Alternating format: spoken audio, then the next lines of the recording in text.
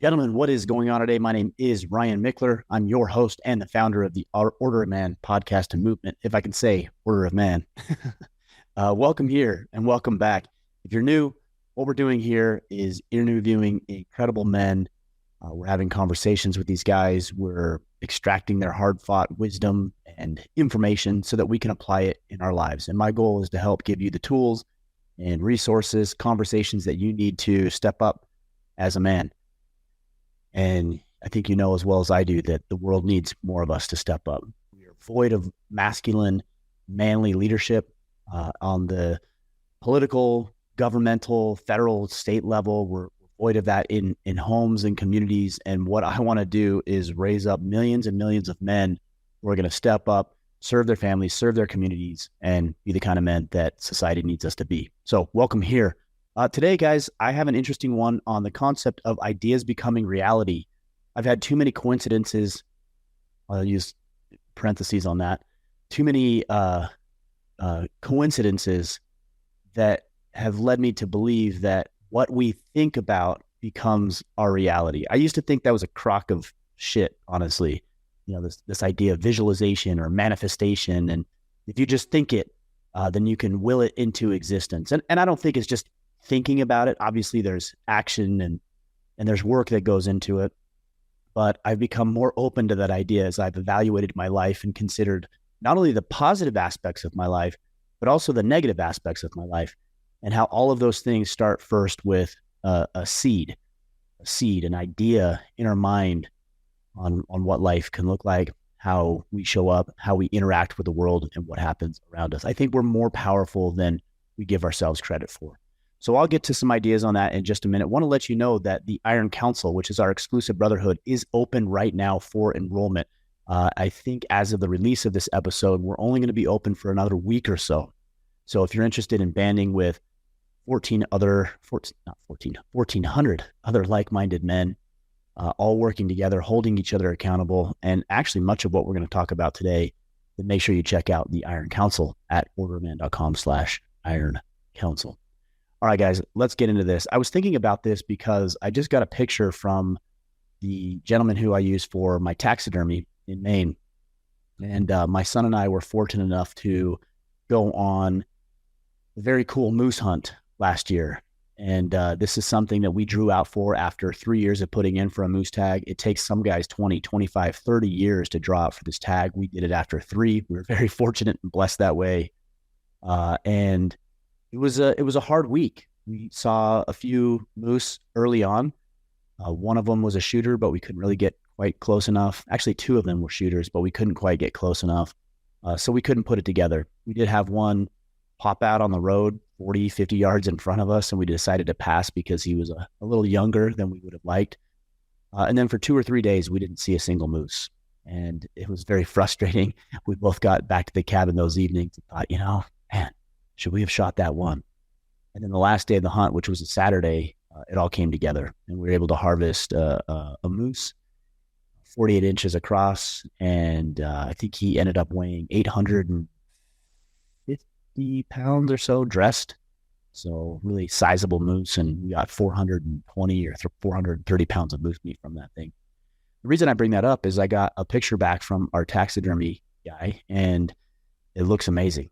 I'm so ready to get that thing home and get it up on the wall. And it's a proud accomplishment. And it's a reminder of a great moment between my oldest son and I. And the reason I even talk about this, and it might seem insignificant to a lot of people listening, especially if you're not hunting, but when I moved to Maine, I had envisioned having this moose on my wall, this moose mount in the barn for our events. And I imagined going on this hunt, and I imagined what it would look like, what it would feel like. It was very visceral. It was very real for me, what it would feel like when we successfully killed our moose, and the celebration between my son and I, and coming home and with the moose in my truck and showing our family and our friends and them being excited and proud of what we accomplished. And then I imagined what this mount would look like in my barn. I even considered going and buying another moose mount, but I didn't feel like it was the right thing to do to buy somebody else's mount and put it in my barn. The reason I bring this up, and again, I know it sounds trivial, but it got me thinking about today. Like, I envisioned all of that before it happened. I thought about it. When I see that mount, it's exactly what I had envisioned in my mind. If we're talking about Maine, I think about the home that we had. That was a dream years and years and years ago, before we ever even knew that a property existed. We talked about doing an event and having a barn and having property and having this big, beautiful white house and having the land to be able to spread out and run these events. And that's what we created. Now, we worked hard to establish that. But there's also been other aspects of my life, negative aspects of my life, whether it's divorce or alcohol addiction, business ventures that failed, relationships that went south, health scares that we've all been part of, that all started with planting a seed of negativity or a seed of doubt. And then that seed, if watered enough, will grow, just like a seed in the garden, will grow, and it will start to permeate every facet of your life. And if you think about where you are in life right now, both positive and negative, none of that happened without first a thought.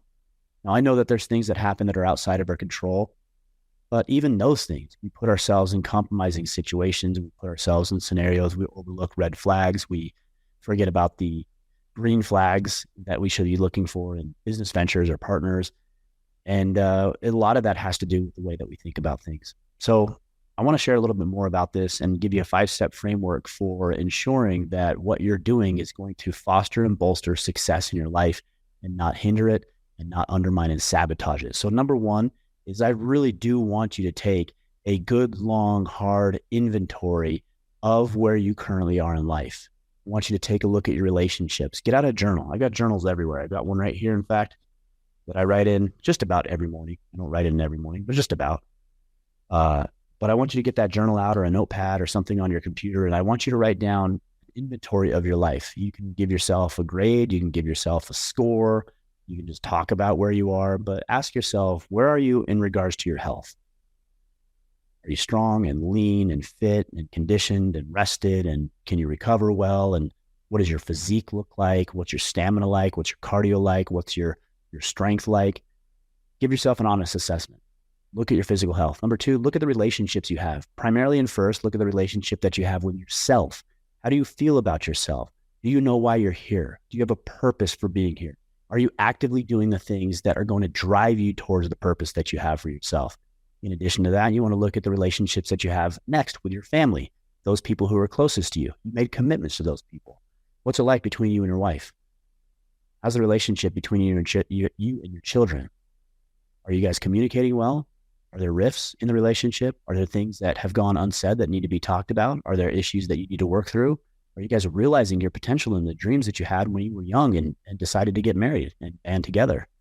With your kids, are you connected with them? Do they turn to you for advice? Are you open and honest with them about your victories and also your setbacks and failures? Can you have these deep and hard conversations without it being uncomfortable and awkward? When they're struggling, do they turn to you or somebody else? These are pretty good indicators of how that relationship is. And the next component of the relationship issue is your friends. You have yourself, you have your family, you have your friends, and then I would also say your colleagues, coworkers, other people that are acquaintances that you interact with. What's that like? Do they trust you? Do they believe in you? Do they ask you for advice? Do they turn to you when they have a problem? If not, maybe there's some things you can evaluate there. So again, we have health, and then we have the relationship that you have with yourself, with your family, with your friends, and then acquaintances from there. You also want to take a look at what you're producing in the world. Are you being a man of value? Are you contributing? Are you producing more than you consume? Or are you consuming more than you produce? Guys, we're not trying to beat you up here. And I would be very cautious in spending a lot of time in the negative area, because it does, even negative seeds grow. So be careful of that. But I do want to make you aware of the fact that you need to operate from a position of reality. And the first step in having your ideas become your reality is actually inventorying your life and seeing where you are, seeing where your shortfalls are, seeing where you're succeeding, seeing where you're thriving, seeing what you can do to improve. Number two is, we want to empower positive, constructive thoughts, and we want to eradicate negative or dangerous, destructive thoughts. So again, we're going to foster and empower positive and constructive thoughts, and we're going to eradicate negative, dangerous, or destructive thoughts.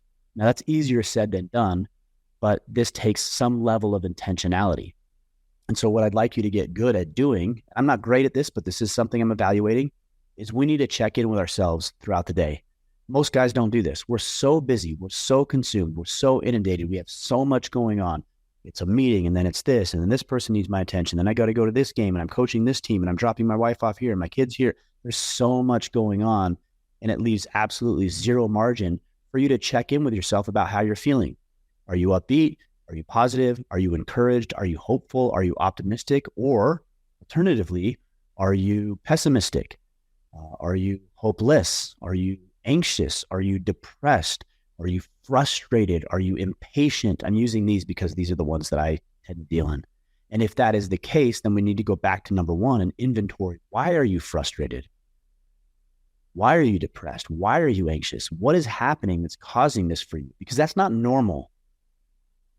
It's normal that we'll experience that from time to time. I'm not saying that, because life is not just a blissful experience where everything's supposed to be perfect. And if it isn't, then something's wrong with you. No, there's nothing wrong with you if you're having a bad time. There's nothing wrong with you if you're thinking negatively about something. There's nothing wrong with you about if you happen to be angry about a few things.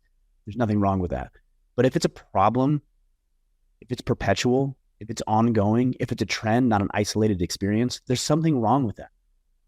And we need to get to the root of why that is. Now, I'd contend that typically it's an integrity issue, meaning that we have this idea and this vision for who we are and how we want to show up. And yet the way that we're actually showing up, the things that we're doing, the activities we're engaged in, the people we're surrounded by are not mirroring the way that we view ourselves. And that integrity gap creates real problems for a lot of guys, myself included.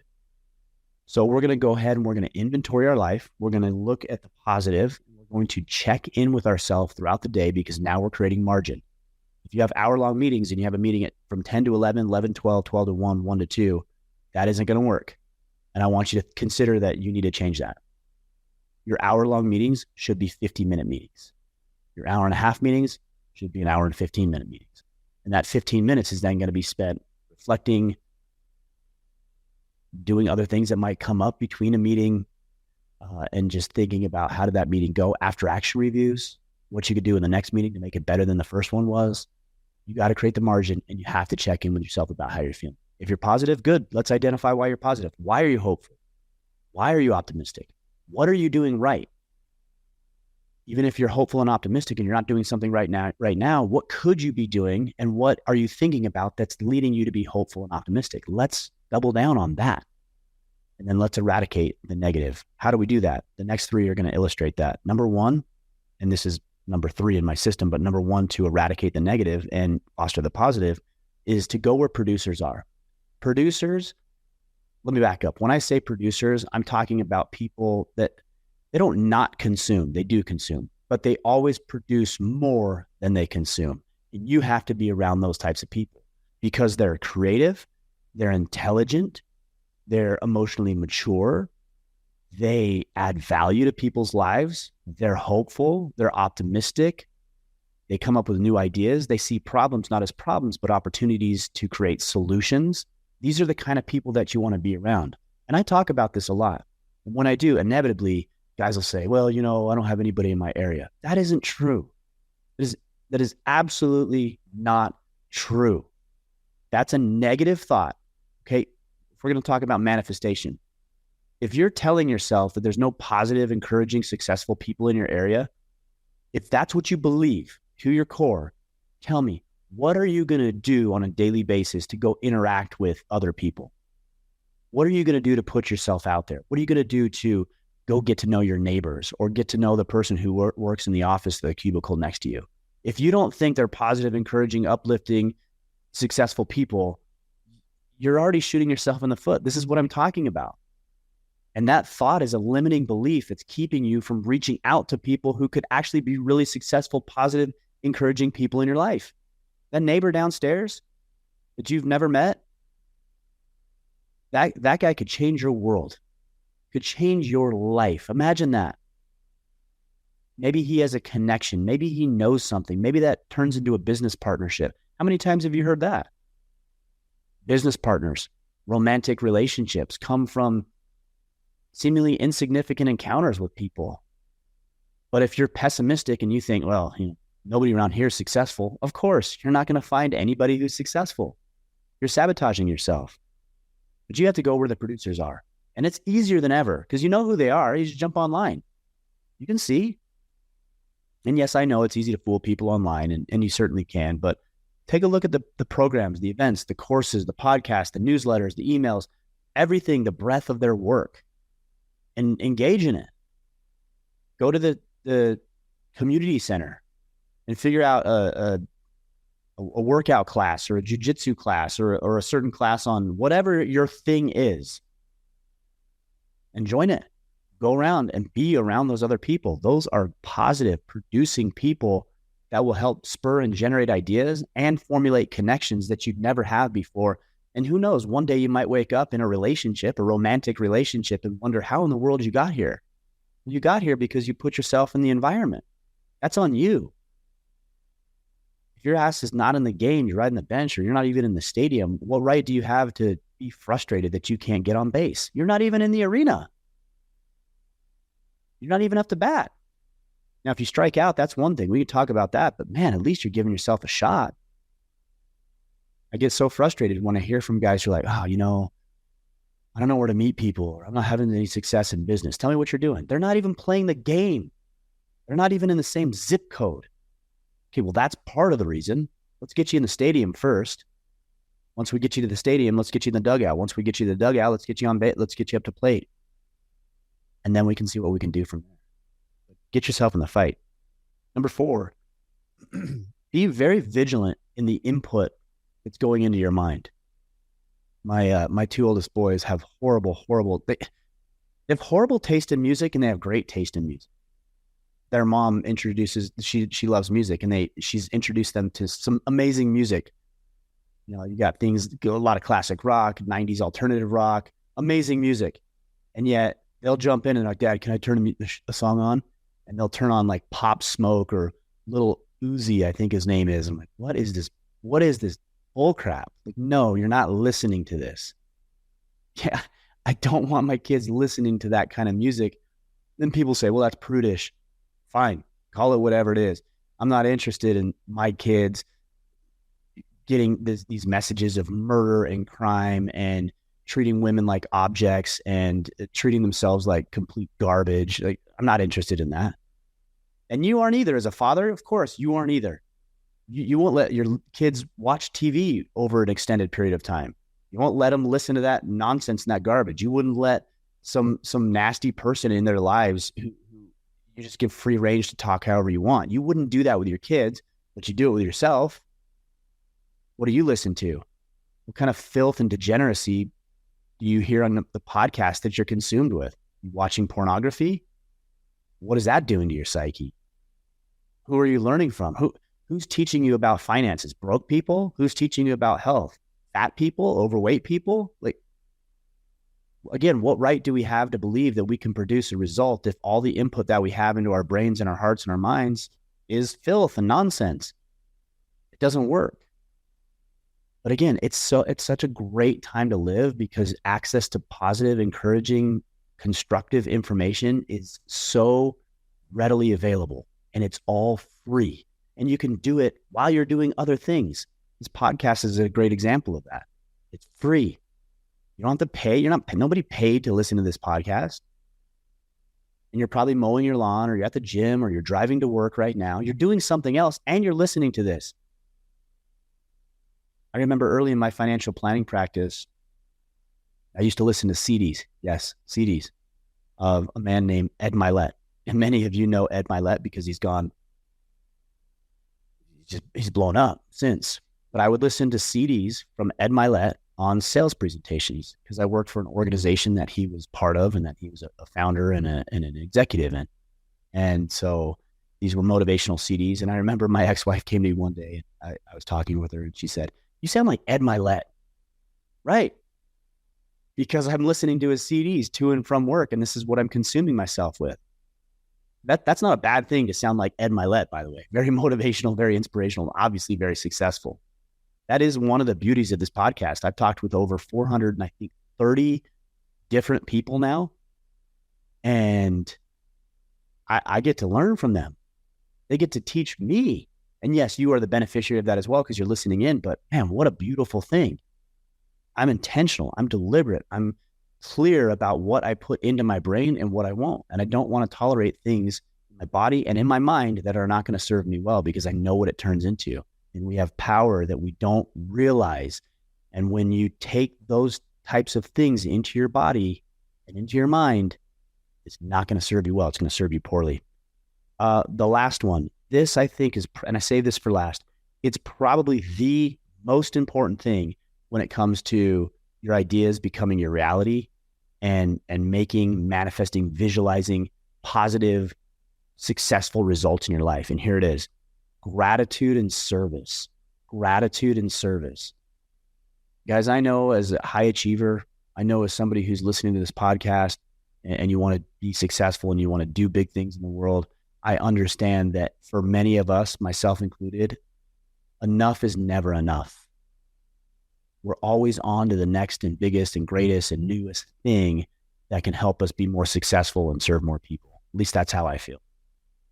But I'm really trying to incorporate gratitude in my life. Even though I want new things and I want to do bigger and better and I want to serve more people, I want to have all of these desires, I'm pretty grateful for the things that I have in my life. I mean, here I am with this incredible technology to be able to connect with you. I couldn't have done this 20 years ago. No way. Here I am with the health to be able to deliver a message. Here I am with a network that, yes, we've created over time, but I've been blessed with skills and talents and abilities that have helped me create a network of powerful men that I can connect with and bring on the podcast and share with you. I'm in a home. It's climate controlled. It's probably 95 degrees outside today, and I'm comfortable 68 degrees right now. Again, technology. My kids are happy. Me and my oldest son are about to go on a hunt. We're about to fly in this machine, this contraption across the ocean onto an island that other people died to discover, to go hunt deer with friends that we love and we care about. That's incredible. That's incredible. And I don't want to discount the negativity and the hardships other people are experiencing. We all experience hardship, but just because I might not be experiencing that the same way you do doesn't diminish what you're going through. And I know people are at different stages, but even that, you have access to healthcare and you have access to people who love you and you have access to information that we didn't have 100 years ago that might make you or might help you work through your depression or your suicidal thoughts or your anxiety. I mean, life's pretty good, all things considered. So I think we could use a healthy dose of reality on that. And the second thing I talked about was service. Guys, when you're in service of other people, are you thinking about yourself? Are you wallowing in your own self-pity? Are you complaining about all the bullshit you're having to go through? No, you're not. You're thinking about other people. You're serving other people. You care about other people. You want them to win. You're giving them value. You're sharing, you're teaching, you're educating, you're guiding, you're instructing, you're leading. Isn't that what we're supposed to do? It's what we're supposed to do. What we should do. That's what we ought to do. So I like the double combo of gratitude and service. And I'll tell you why, because it's an abundance mindset. It's not scarce. You can't be grateful and scarce at the same time. You can't serve other people and adopt this scarcity mindset simultaneously. No, the very nature of serving other people means you have an abundance in your life, because if you didn't have an abundance, you would not be able to have the time, the money, the desire to serve other people. You're operating from abundance. If you're grateful, it doesn't necessarily change your immediate circumstance, but it makes you think about it differently. There's a meme or, a little anecdote that's good that I've seen several times about two men. And somebody asked one of the boys who is depressed and suicidal and down on his luck and unsuccessful, says, well, why is it that you're this way? And he said, well, my dad was an alcoholic and he was abusive and he was not successful and he took a lot of his frustrations out on us. And that's why I am the way I am. And that person asked his brother, who happens to be wildly successful, abundance mentality, very, very, very happy and satisfied, an abundance mentality in his life, why he is the way he is.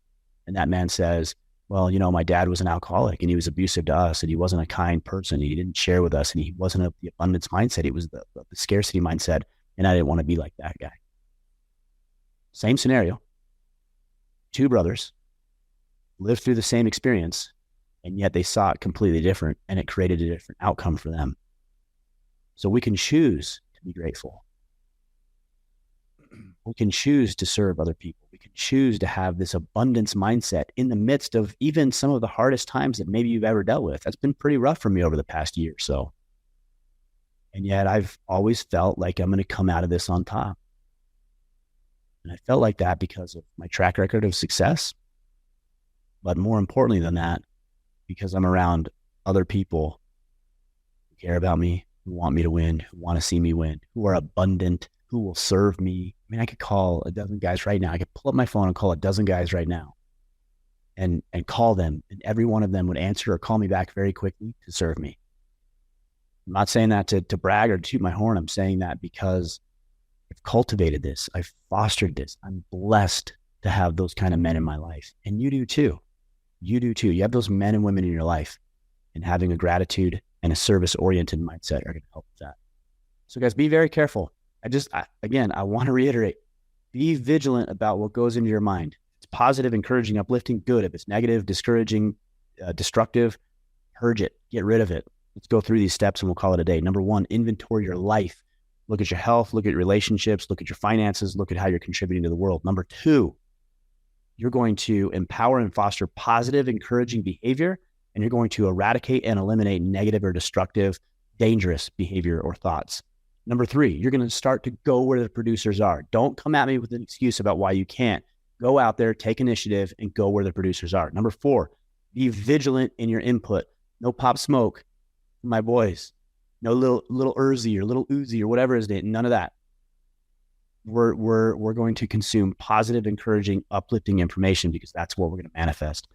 And then number five is adopting that gratitude and that service-oriented mindset. You're operating now from a position of abundance, which is the only place that you can thrive. You cannot thrive in a position of scarcity. It has to come from abundance. All right, guys. I hope that helps. Let me know if you have questions, concerns, concepts, ideas, things that you want to share with me, feedback, whatever. Let me know. I'm pretty available on Instagram at Ryan Mickler. Outside of that, make sure you check out the Iron Council at orderoman.com/Iron Council, which is open right now for the next week. And hopefully we'll see you inside where we're having these conversations and more. All right, guys, we'll be back next week. Until then, go out there, take action, and become the man you are meant to be.